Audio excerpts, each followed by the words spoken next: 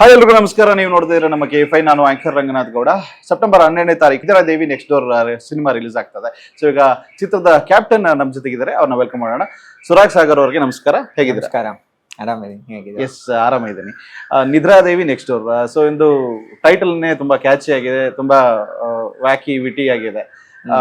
Basically ಈ ಒಂದು ಟೈಟಲ್ನ ನೀವು ಫೈನಲೈಸ್ ಮಾಡಿದ್ ಹೇಗೆ?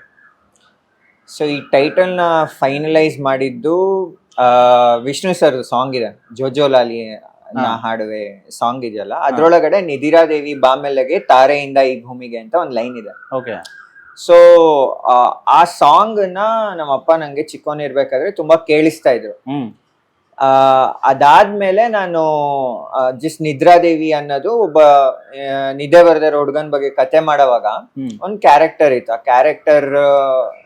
ಆ ಕ್ಯಾರೆಕ್ಟರ್ ನ ನಾನು ನಿದ್ರಾದೇವಿ ಅಂತ ಇಮ್ಯಾಜಿನ್ ಮಾಡ್ಕೊಂಡು ಮಾಡಿದಾಗ, ಸೊ ಅದೇ ಆ ಕನೆಕ್ಷನ್ ಬರುತ್ತೆ. ನೀವು ಚೈಲ್ಡ್ಹುಡ್ ಅಲ್ಲಿ ಅದು ಏನ್ ಸಾಂಗ್ ಕೇಳಿರ್ತೀರಾ ಅದ್ರದ್ದೊಂದು ಕನೆಕ್ಷನ್ ಬರುತ್ತೆ. ಸೊ ಹಾಗೆ ನಿದ್ರಾದೇವಿ ಅಂತ ಬಂದಿದ್ದು. ಸೊ ನಿದ್ರಾದೇವಿ ನೆಕ್ಸ್ಟ್ ಡೋರ್ ಅಂತ ಬಂದಿದ್ದು ನೀವು ಸಿನಿಮಾ ನೋಡಿದಾಗ ನಿಮ್ಗೆ ಗೊತ್ತಾಗತ್ತೆ ಏನಕ್ಕೆ ಟೈಟಲ್ ಆ ತರ ಬಂದಿದೆ ಅಂತ. ಬಟ್ ಈ ಸಿನಿಮಾಲಿ ಟೈಟಲ್ ಏನಕ್ಕೆ ನಿದ್ರಾದೇವಿ ನೆಕ್ಸ್ಟ್ ಡೋರ್ ಅಂತ ಇದೆ, ಸಿನಿಮಾನಲ್ಲಿ ಏನೇನ್ ನಡೆಯುತ್ತೋ, ಏನಕ್ಕೆ ನಮ್ ಪ್ರೊಟ್ಯಾಗನಿಸ್ಟ್ ಚೇಂಜ್ ಆಗ್ತಾನೋ ಎಲ್ಲದನ್ನು ನಿದ್ರಾದೇವಿ ನೆಕ್ಸ್ಟ್ ಡೋರ್ ಇಂದ. ಸೊ ನಿದ್ರಾದೇವಿ ಅನ್ನೋ ಕತೆ ಆಕ್ಚುಲಿ ಮೈಥಾಲಜಿನಲ್ಲೂ ಒಂದ್ ಕತೆ ಇದೆ, ನೀವು ಕೇಳಿದೀರಾ ಅದನ್ನ? ಮೈಥಾಲಜಿ ಕತೆ ಇಸ್ ಡಿಫ್ರೆಂಟ್. ಮೈಥಾಲಜಿ ಕತೆ ಬಂದು ಈ ಲಕ್ಷ್ಮಣನ್ ವೈಫ್ ಊರ್ಮಿಳಾ ಇದಾರಲ್ಲ, ಅವರು ವನವಾಸಕ್ಕೆ ಹೋದಾಗ ಊರ್ಮಿಳಾ ಅವರು ಲಕ್ಷ್ಮಣನ್ ಪರವಾಗಿ ನಿದ್ದೆ ಮಾಡೋದಕ್ಕೆ, ಸೊ ನಿದ್ದೆ ಮಾಡಿ ಲಕ್ಷ್ಮಣನ್ಗೆ ಶಕ್ತಿ ಕೊಡೋದಕ್ಕೆ ಅಂತ ಒಂದು ಇದು ನಿದ್ದೆ ಮ್ಯಾರಥಾನ್ಗೆ ಹೋಗ್ತಾರೆ ಅವರು. ಸೊ ಆ ಟೈಮ್ ಅಲ್ಲಿ ನಿದ್ರಾದೇವಿನ ಆಹ್ವಾನಿಸ್ತಾರೆ. ಇದು ಮಿಥಾಲಜಿಕಲ್ ಕತೆ. ನಾವು ಬರೆಯುವಾಗ ರಿಸರ್ಚ್ ಮಾಡೋವಾಗ ಇದನ್ನ ಮಾಡಿದ್ದೆ. ಬಟ್ ನಮ್ ಸಿನಿಮಾನಲ್ಲಿ ನಿದ್ರಾದೇವಿ ಒಬ್ಬ ಚಿಕ್ಕ ಹುಡುಗನ ಪಾಯಿಂಟ್ ಆಫ್ ವ್ಯೂ ಇಂದ ನಿದ್ರಾದೇವಿನ ಅವನ್ ಹೇಗ್ ನೋಡ್ತಾನೆ, ಏನು ಮಿಥಾಲಜಿಕಲ್ ರೆಫರೆನ್ಸಸ್ ಇಲ್ಲ, ಬಟ್ ಹೇಗ್ ನೋಡ್ತಾನೆ ಅನ್ನೋದನ್ನ ನಾವು ನಮ್ಮ ಚಿತ್ರದಲ್ಲಿ ತೋರಿಸಿದೀವಿ. ಅದಕ್ಕೆ ಅಡಲ್ಟ್ ಲೈಫ್ ಅಲ್ಲೂ ಸಿಗ್ನಿಫಿಕೆನ್ಸ್ ಇದೆ. Okay, very nice. ಸೊ ಇವಾಗ ಡಿಸಾರ್ಡರ್ಸ್ ಗಳನ್ನ ಇಟ್ಕೊಂಡು, ಅಂದ್ರೆ ಈಗ ಹ್ಯೂಮನ್ ಲೈಫ್ ನಲ್ಲಿ ಇರುವಂತಹ ಡಿಸಾರ್ಡರ್ಸ್ ಗಳನ್ನ ಇಟ್ಕೊಂಡು ಹಲವಾರು ಮೂವೀಸ್ ಗಳು ಬಂದಿದೆ. ಇವಾಗ ಫಾರ್ ಎಕ್ಸಾಂಪಲ್ ಸಂಕಷ್ಟಹರ ಗಣಪತಿ, ಮತ್ತೆ ಎಡಗೈ ಅಪಘಾತಕ್ಕೆ ಕಾರಣ, ಅದ್ರ ಜೊತೆಗೆ ಇವಾಗ ಡಿಸಾರ್ಡರ್ಸ್ ಗಳನ್ನ ಇಟ್ಕೊಂಡು ನಾವು ಮೂವಿ ನೋಡ್ತೀವಿ ಅಂದ್ರೆ ಲೂಸಿಯಾ ಕೂಡ ನೆನಪಾಗತ್ತೆ ನಮಗೆ. ಸೊ ಅದ್ರಲ್ಲೂ ಕೂಡ ನಿದ್ದೆ, ಕನ್ಸು, ಪಿಲ್ಸ್ ಅದೆಲ್ಲ ಕೂಡ ನೆನಪಾಗತ್ತೆ. ಸೊ ಇವಾಗ ಇಂಡಸ್ಟ್ರಿಯಲ್ಲಿ ಆಲ್ರೆಡಿ ಬಂದಿರುವಂತಹ ಒಂದು ಮೂವೀಸ್ಗೂ ಈ ಒಂದು ಮೂವೀಸ್ಗೂ ಎಷ್ಟು ಡಿಫ್ರೆನ್ಸಸ್ ಗಳನ್ನ ನೋಡ್ಬೋದು ನಾವು? ಸೊ ಈ ಫಿಲ್ಮ್ ಬಂದು it's more of an emotional film. ಈಗ ನಿದ್ದೆ ಅನ್ನೋದು ಹೌದು, ಕ್ಯಾರೆಕ್ಟರ್ಗೆ ನಿದ್ದೆ ಬರ್ತಿಲ್ಲ ಅನ್ನೋದು ಒಂದು ಸೆಟಪ್ ಇದೆ. ಬಟ್ ಕ್ಯಾರೆಕ್ಟರ್ಗೆ ಯಾಕೆ ನಿದ್ದೆ ಬರ್ತಿಲ್ಲ, ಆಮೇಲೆ ಅದನ್ನ ಅವ್ನು ಹೇಗ್ ಸರಿಪಡಿಸ್ಕೊಂತಾನೆ, ಅದ್ರೊಳಗಡೆ ಅವನ್ ಪ್ರೀತಿ ಹೇಗ್ ಹೆಲ್ಪ್ ಮಾಡುತ್ತೆ ಅನ್ನೋದೇನಿದೆ ಅಲ್ಲ, that forms the core of the film. So ನಮ್ ಫಿಲ್ಮ್ ತುಂಬಾ ಹ್ಯೂಮನ್ ಆಗಿದೆ ಇನ್ ಎವ್ರಿ ವೇ ಪಾಸಿಬಲ್. ಇದ್ರಲ್ಲಿ ಬರೋ ಎಲ್ಲಾ ಪಾತ್ರಗಳನ್ನು ಒಬ್ಬ ಹ್ಯೂಮನ್ ಅವನ ಜೀವನದಲ್ಲಿ ಏನೇನ್ ಕಷ್ಟಗಳನ್ನ ಅನುಭವಿಸ್ತಾನೆ, ಅದರಿಂದ ಅವನಿಗೆ ಹೇಗ್ ಛಾಪ್ ಆಗಿರುತ್ತೆ ಅವನ ಅಡಲ್ಟ್ ಲೈಫ್ ಅಲ್ಲಿ, ಅದ್ರದ್ದು ಏನ್ ಛಾಪ್ ಇರುತ್ತೆ ಅದನ್ನ ಹೇಗೆ ಪ್ರಾಸೆಸ್ ಮಾಡ್ತಾರೆ. ಒಬ್ಬೊಬ್ರಿಗೂ ಒಂದೊಂದ್ ರೀತಿ ಇರುತ್ತೆ ಟ್ರಾಮಾನ್ ಪ್ರಾಸೆಸ್ ಮಾಡೋಕೆ, ಅದವ್ರ ಲೈಫ್ ನ ಹೇಗ್ ಅಫೆಕ್ಟ್ ಮಾಡುತ್ತೆ, ಅದರಿಂದ ಹೇಗ್ ಆಚೆ ಬರ್ತಾರೆ ಅನ್ನೋದನ್ನ ತುಂಬಾ ಬ್ಯೂಟಿಫುಲ್ ಆಗಿ ಹೇಳೋದಕ್ಕೆ ಟ್ರೈ ಮಾಡಿದ್ವಿ. ಓಕೆ, ಸೊ ಇದೇ ಒಂದು ನಿದ್ದೆ ಒಂದು ಕಾನ್ಸೆಪ್ಟ್ ನಲ್ಲೇ ನಾವು ಮೂವಿನ ನೋಡ್ತೀವಿ ಅಂತ ಹೇಳಿದ್ರೆ ಸರಿಪೋದ ಶನಿವಾರ ಅಂತ ಹೇಳಿ ನಾನಿ ಅವ್ರದ್ದು ಒಂದು ಮೂವಿ. ಸೊ ಅದನ್ನು ನಿದ್ದೆಗೆ ರಿಲೇಟ್ ಆಗಿರುವಂತದ್ದು, ಬಟ್ ಮದರ್ ಸೆಂಟಿಮೆಂಟ್ ಗೆ ಕನೆಕ್ಟ್ ಆಗಿರುವಂತದ್ದು. ಸೊ ಇಲ್ಲೂ ಕೂಡ ನಿದ್ದೆ ಇದೆ ಮತ್ತೆ ಮದರ್ ಸೆಂಟಿಮೆಂಟ್ ಗೆ ಕನೆಕ್ಟ್ ಆಗಿದೆ. ಸೊ ಹೇಗೆ? ಸೊ ಸರಿಪೋದ ಶನಿವಾರಂ ಬಂದು ಸ್ವಲ್ಪ ನಿಮ್ಗೆ ಥ್ರಿಲ್ಲರ್ ಕ್ಯಾಟಗರಿನಲ್ಲಿ ಬರುತ್ತೆ. ಹೌದು, ಸರಿಪೋದ ಶನಿವಾರಂ ಆಗ್ಲಿ, ಲೂಸಿಯಾ ಆಗ್ಲಿ ಎಲ್ಲ ಸ್ವಲ್ಪ ಥ್ರಿಲ್ಲರ್ ಕ್ಯಾಟಗರಿಗೆ ಬರುತ್ತೆ. ನಮ್ದು there is a small psychological thriller aspect in the film. But the film overall is more about relationships and how ಆ ರಿಲೇಶನ್ಶಿಪ್ ಹೇಗೆ ಅವನ ಟ್ರಾಮಾನ ಓವರ್ಕಮ್ ಮಾಡೋದಕ್ಕೆ ಸಪೋರ್ಟ್ ಮಾಡುತ್ತೆ, ಹೆಲ್ಪ್ ಮಾಡುತ್ತೆ ಅನ್ನೋ ಬ್ರಾಕೆಟ್ ಅಲ್ಲಿ ಬೀಳುತ್ತೆ. ಸೊ ಅದ್ರೊಳಗಡೆ ಹೈ ಕಾನ್ಸೆಪ್ಟ್ ಐಡಿಯಾಸ್ ಇದೆ. ಆ ಕತೆನ ಹೇಳುವಾಗ ಎಷ್ಟೊಂದು ಸ್ಮಾಲ್ ಹೈ ಕಾನ್ಸೆಪ್ಟ್ ಐಡಿಯಾಸ್ ನ ಎಕ್ಸ್ಪ್ಲೋರ್ ಮಾಡಿದೀವಿ.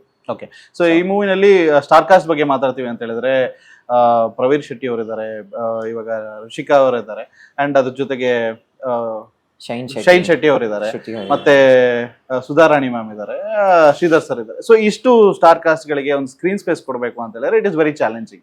ಬಿಕಾಸ್ ಎಕ್ಸ್ಪೀರಿಯನ್ಸ್ಡ್ ಕಲಾವಿದರು ಇರ್ತಾರೆ, ಅವ್ರಿಗೆ ಸ್ಕ್ರೀನ್ ಸ್ಪೇಸ್ ಕೊಡ್ಲಿಲ್ಲ ಅಂತ ಹೇಳಿದ್ರೆ ಹೊಸಬ್ರಿಗೆ ಎಲ್ಲಿಂದ ನಾವು ಸ್ಕ್ರೀನ್ ಸ್ಪೇಸ್ ಕೊಡೋ ತರ ಆಗುತ್ತೆ. ಸೊ ನಿಮಗೆ ಡ್ಯೂ ಥಿಂಕ್ ದಟ್ ಇದೊಂಥರ ಚಾಲೆಂಜಿಂಗ್ ಅನಿಸ್ತು ಅಂತ? ಇಲ್ಲ, ಖಂಡಿತ ಇದು ಚಾಲೆಂಜಿಂಗ್ ಆಗಿತ್ತು. ಬಟ್ ಆದ್ರೆ ನಾವು ಸ್ಕ್ರೀನ್ ಪ್ಲೇ ಬರೆಯೋವಾಗ್ಲೇನೆ ಅಷ್ಟು ಕ್ಯಾರೆಕ್ಟರ್ಸ್ಗೂ ಒಳ್ಳೆ ಸ್ಪೇಸ್ ಇತ್ತು. ಓಕೆ.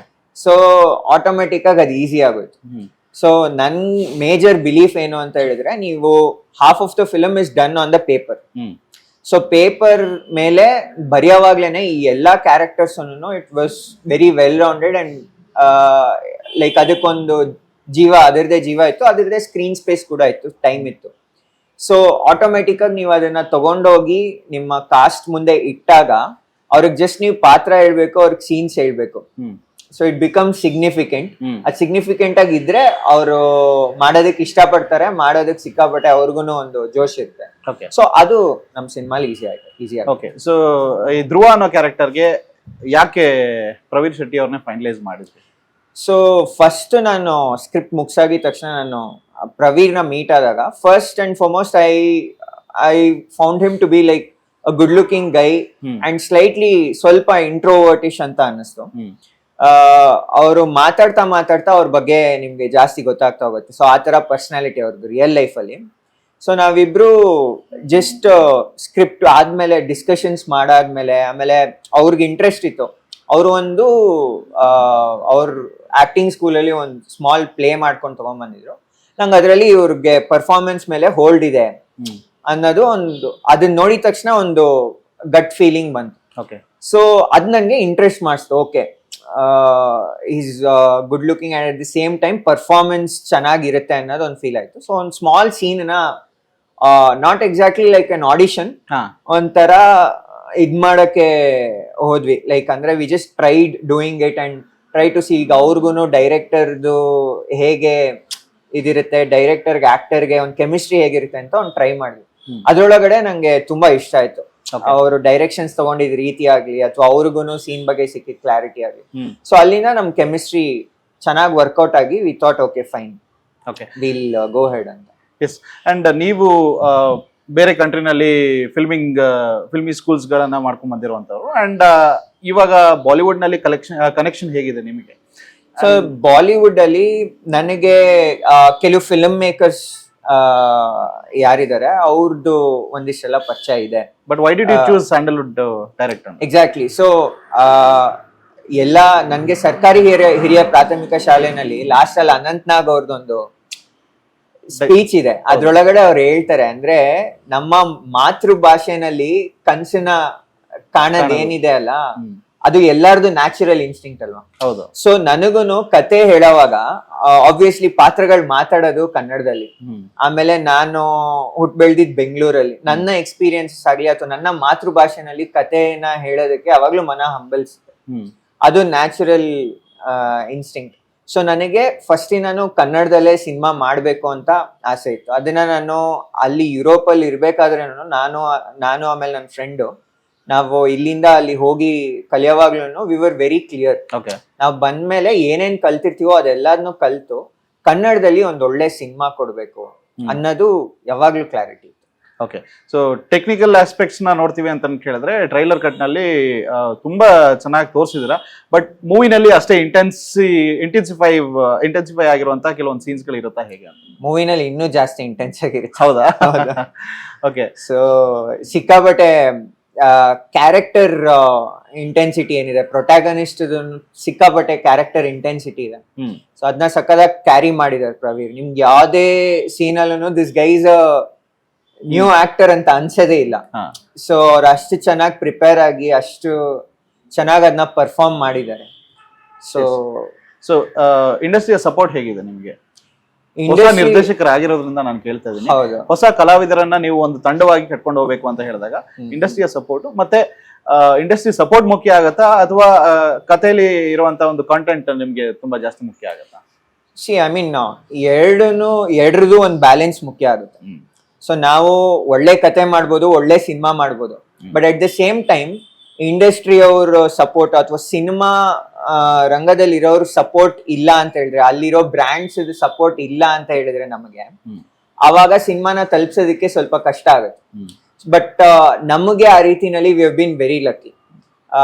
ಕಾಂಟೆಂಟ್ ನೋಡಿ ಎಲ್ಲಾ ಸ್ಟಾರ್ಸ್ ತುಂಬಾ ಇಷ್ಟಪಟ್ಟು ನಮ್ಮನ್ನ ಸಪೋರ್ಟ್ ಮಾಡಿದ್ದಾರೆ. ಕಾಂಟೆಂಟ್ ಆಗ್ಲಿ ನಮ್ದು ಕಂಪ್ಲೀಟ್ ಲೈಕ್ ಎಲ್ಲದನ್ನು ನೋಡಿ ತುಂಬಾ ಸಪೋರ್ಟ್ ಮಾಡಿದ್ದಾರೆ. ನಮ್ದು ಫಸ್ಟ್ ಕ್ಲಾಪ್ ಮಾಡಿದ್ದು ರವಿ ಸರ್ ಬಂದ್ಬಿಟ್ಟು ಕ್ಲಾಪ್ ಮಾಡಿದ್ರು. ಆಮೇಲೆ ಟೀಸರ್ ನ ಶ್ರೀಮುರಳಿ ಸರ್ ಲಾಂಚ್ ಮಾಡ್ಕೊಟ್ರು. ಆಮೇಲೆ ಸ್ಲೀಪ್ಲೆಸ್ ಆಂಥಮ್ ನ ದುನಿಯಾ ವಿಜಯ್ ಸರ್ ಮಾಡ್ಕೊಟ್ರು. ಗಣೇಶ್ ಅವರು ರೊಮ್ಯಾಂಟಿಕ್ ಸಾಂಗ್ ನ ಮಾಡ್ಕೊಟ್ರು. ಸೊ ಎಲ್ಲಾರು ನಮ್ ಕಂಟೆಂಟ್ ನ ನೋಡಿ ತುಂಬಾ ಇಷ್ಟಪಟ್ಟು ಅವ್ರ ಮನದಾಳದಿಂದ ಹಾರೈಸಿದ್ದಾರೆ ನಮ್ಗೆ. ಸೊ ಅದು ತುಂಬಾ ಖುಷಿ ಆಗುತ್ತೆ. ಓಕೆ, ಸೊ ಇವಾಗ ಈ ಒಂದು ಮೂವಿನ ನಾವು ಪ್ಯಾನ್ ಇಂಡಿಯಾ ಲೆವೆಲ್ ಅಲ್ಲಿ ನೋಡ್ಬೋದಾ ಅಥವಾ ಬರೀ ಸೀಮಿತವಾಗಿ ಕನ್ನಡದಲ್ಲಿ ಮಾತ್ರ ನೋಡ್ಬೋದಾ ಹೇಗೆ ಅಂತ? ಇಲ್ಲ, ಫಸ್ಟ್ ಈ ಸಿನಿಮಾ ಕನ್ನಡದಲ್ಲೇನೆ ರಿಲೀಸ್ ಆಗುತ್ತೆ. ಓಕೆ, ಕನ್ನಡದಲ್ಲಿ ಚೆನ್ನಾಗಿ ಮಾಡಿದಾಗ ಅದು ನಮ್ಗೆ ಬೇರೆ ಕಡೆ ತಗೊಂಡೋಗೋದಕ್ಕೂ ಪ್ರೋತ್ಸಾಹ ಸಿಗುತ್ತೆ. ಬಟ್ ಕನ್ನಡದಲ್ಲಿ ಇದ್ರೂ ಕೂಡ ನಾನ್ ಏನ್ ಹೇಳಕ್ ಇಷ್ಟಪಡ್ತೀನಿ ಅಂದ್ರೆ, ಈ ಸಿನಿಮಾನಲ್ಲಿರೋ ಎಮೋಷನ್ಸ್ ಏನಿದೆ ಅಲ್ಲ, ಅದು ತುಂಬಾ ಯೂನಿವರ್ಸಲ್ ಆಗಿದೆ. ಓಕೆ, ಇವಾಗ ಈ ಸಿನಿಮಾನ ಒಬ್ಬ ಯುರೋಪಲ್ಲಿರೋನ್ ಕುತ್ಕೊಂಡು ನೋಡಿದ್ರು ಅಥವಾ ಬಾಂಬೆ, ಹೈದರಾಬಾದ್ ಎಲ್ಲಿರೋರು ಕುತ್ಕೊಂಡು ನೋಡಿದ್ರು ಈ ಸಿನಿಮಾ ಅವ್ರಿಗೆ ಕನೆಕ್ಟ್ ಆಗುತ್ತೆ ಅಂತ ನಂಬಿಕೆ ಇದೆ. Okay, so insomnia is actually a disorder. ಅದ್ರ ಬಗ್ಗೆ ರಿಸರ್ಚ್ ಮಾಡಿದ್ರ ಅಂಡ್ ಅದನ್ನ ಒಂದು ಥಿನ್ ಲೈನ್ ಆಗಿ ಮಾತ್ರ ತೋರಿಸಿದ್ರ, ಇಲ್ಲ ಅದೇನೇ ಪ್ಲಾಟಾ? ಸೊ ಇನ್ಸೋಮ್ನಿಯಾ ಬಗ್ಗೆ ನಾನು ತುಂಬಾ ರಿಸರ್ಚ್ ಮಾಡಿದ್ದೀನಿ. ನನ್ಗೂನು ಎಕ್ಸ್ಪೀರಿಯನ್ಸ್ ಇದೆ. ಓಕೆ, ಎಲ್ಲದನ್ನು ಕೆಲವು ಎಕ್ಸ್ಪೀರಿಯನ್ಸಸ್ ಇಂದಾನೆ ಬರೋದು. ಸೊ ನನ್ಗೂನು ಹಾಗೆ ಬಂದಿದ್ದು. ಸೊ ಇದು ಬೇಸಿಕಲಿ ನಾವು ಕತೆ ಬರೀತಾ ಏನಾಯ್ತು ಅಂತ ಹೇಳಿದ್ರೆ, ಫಸ್ಟ್ ಸ್ಟಾರ್ಟ್ ಆಗಿ ಲೈಕ್ ಎಷ್ಟೊಂದು ಇನ್ಸೋಮ್ನಿಯಾ ಹೆವಿ ಪಾಯಿಂಟ್ಸ್ ಎಲ್ಲ ಇತ್ತು. ಬಟ್ ಯಾವುದೇ ಒಂದು ಕಥೆನಲ್ಲಿ ಒಂದು ಎಮೋಷನಲ್ ಕೋರ್ ಅನ್ನ ತುಂಬಾ ಇಂಪಾರ್ಟೆಂಟ್ ಆಗುತ್ತೆ. ಸೊ ಈ ಕಥೆನಲ್ಲಿ ನಿದ್ದೆ ಅನ್ನೋ ಆಸ್ಪೆಕ್ಟ್ ಏನಿದೆ, ಆ ಎಮೋಷನಲ್ ಕೋರ್ ಡಿಸ್ಟರ್ಬ್ ಆಗಿರೋದ್ರಿಂದ ನಿದ್ದೆ ಬರ್ತಾ ಇಲ್ಲ ಅನ್ನೋ ಆಸ್ಪೆಕ್ಟ್ ಏನಿದೆ, ಅದ್ರ ಮೇಲೆ ಒಂದ್ ಸ್ವಲ್ಪ ಡೆಲ್ವ್ ಮಾಡ್ತೀವಿ. ಓಕೆ, ಬಟ್ ಈ ಸಿನಿಮಾದ ಆಕ್ಚುಯಲ್ ಜೀವಾಳ ಬಂದು ಆ ಎಮೋಷನಲ್ ಕೋರ್. ಓಕೆ, ಸೊ ನಿದ್ದೆ ಬರೋದು ಕೂಡ ನಾವ್ ಯಾವಾಗ್ಲೂ, ಇದು ಸಿಂಪಲ್ ಅಲ್ವಾ, ನಮ್ಗೆ ಯಾವಾಗ ತುಂಬಾ ನೆಮ್ಮದಿ ಇರುತ್ತೋ, ನಮ್ ಒಳಗಡೆ ಏನೇ ಎಮೋಷನಲ್ ಕೋರ್ ಡಿಸ್ಟರ್ಬ್ ಆಗಿದ್ರೆ ಒಂಚೂರು ಡಿಸ್ಟರ್ಬ್ ಆಗಿದ್ರು ನಮ್ಗೆ ನಿದ್ದೆ ಬರಲ್ಲ. ಅಕಸ್ಮಾತ್ ಅದ್ ಬ್ಯಾಲೆನ್ಸ್ಡ್ ಆಗಿದ್ರೆ ನೀವು ತುಂಬಾ ಚೆನ್ನಾಗಿ ನಿದ್ದೆ ಮಾಡ್ತೀರಿ. ಸೊ ನಿದ್ದೆ it's almost like a metaphor, ಆತರ ಯೂಸ್ ಮಾಡಿದೀವಿ ಸಿನಿಮಾನಲ್ಲಿ. ಓಕೆ, ಬಾಲಿವುಡ್ ನಲ್ಲೂ ಕೂಡ ನಿಮ್ಗೆ ಕನೆಕ್ಷನ್ಸ್ ಇರೋದ್ರಿಂದ ಡೈರೆಕ್ಟ್ ಆಗಿ ಯಾಕೆ ಕನ್ನಡ ಮತ್ತೆ ಬಾಲಿವುಡ್ ನಲ್ಲಿ ನೀವು ಒಂದು ಮೂವಿನ ರಿಲೀಸ್ ಮಾಡ್ತಾ ಇಲ್ಲ? ಇಲ್ಲ, ಯಾವುದೇ ಒಂದು ಸಿನಿಮಾ ಲೈಕ್ ಇವಾಗ ನಾವು ನಮ್ಮ ಸಿನಿಮಾನ ಫಸ್ಟ್ ಕನ್ನಡದಲ್ಲಿ ರಿಲೀಸ್ ಮಾಡಿ ಆಮೇಲೆ ಅದಕ್ಕೆ ಪ್ರೋತ್ಸಾಹ ಸಿಕ್ಕಿದ್ರೆ, ಇವಾಗ ಅಲ್ಲಿ ರಿಲೀಸ್ ಮಾಡೋದಕ್ಕೂ ಸಿಕ್ಕಾಪಟ್ಟೆ ಲಾಜಿಸ್ಟಿಕ್ಸ್ ಬೇಕಾಗತ್ತೆ. ಆಮೇಲೆ like there will be a lot of things at play. So first ಇವಾಗ say example Su from So movie first ಅವರು ನಮ್ಮ ಜನಕ್ಕೆ ಅಂತಾನೆ ಮಾಡಿರೋದು ಸಿನಿಮಾ. ಸೊ ನಮ್ಮ ಜನ ನೋಡಿ ಅದಾದ್ಮೇಲೆ ಸಿನಿಮಾ ವ್ಯಾಲಿಡೇಷನ್ ಸಿಗ್ತಾ ಅದನ್ನ ಎಲ್ಲಾ ಕಡೆ ತಗೊಂಡು ಹೋಗ್ತಾರೆ. ಸೊ ನಮ್ಮ ಸಿನಿಮಾ ನಾವು ಕನ್ನಡ ಜನತೆಗೆ ಅಂತಾನೆ ಮಾಡಿರೋದು. ಸೊ ಅದನ್ನ ಮಾಡಿ, ಬಟ್ ನನಗೆ ಅನ್ಸೋದು ಇದು ಯೂನಿವರ್ಸಲ್ ಆಗಿ ಕನೆಕ್ಟ್ ಆಗತ್ತೆ ಅಂತ.